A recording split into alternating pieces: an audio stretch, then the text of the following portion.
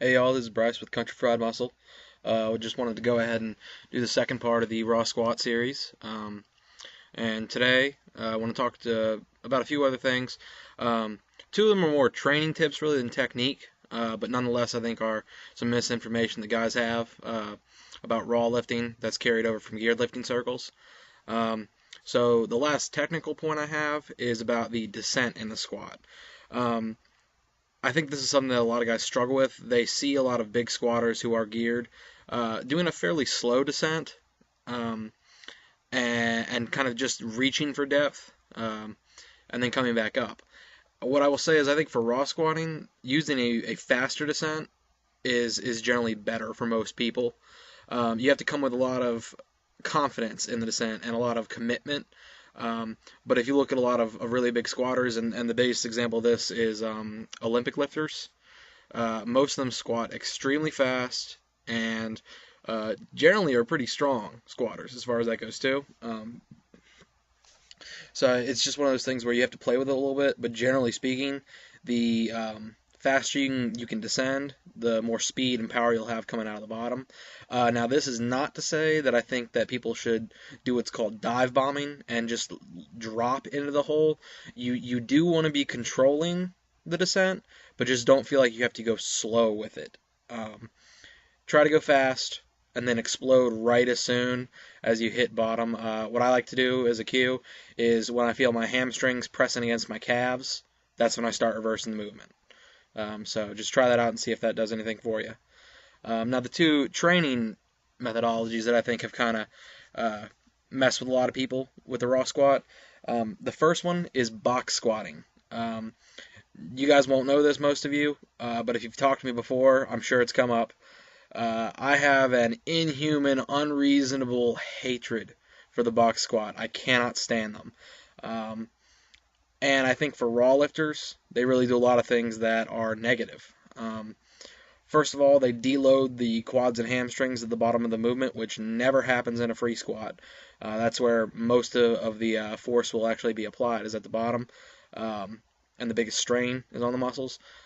So really, I think it teaches you bad firing habits for the muscles and can detract from your squat. I also think that having that box behind you that you can sit back to really teaches you to sit back too far.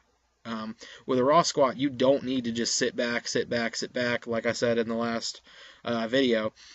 It's a lot more up and down than a geared squat is, and I think using a box tends to make people want to sit back too far and not really engage their quads like they should.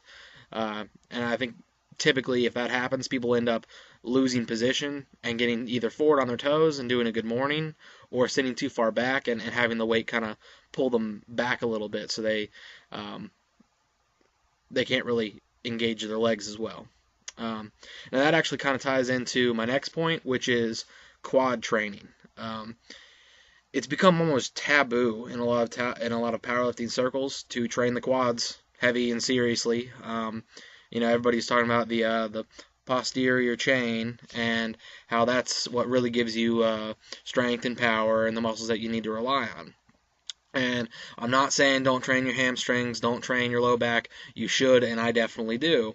But if you want to squat big, raw, it's got it's got to be from quads. I mean, if you look at almost any great raw squatter, they have huge honking quads. Kurt Kowalski, he squatted over 1,000, did double at 1,000 when he was a geared lifter, and squatted over 800 raw, huge quads. Dan Green, huge quads. The list goes on and on. Try to find a big raw squatter without big quads, you can't do it. And this kind of ties into another thing is isolation exercises for the quads.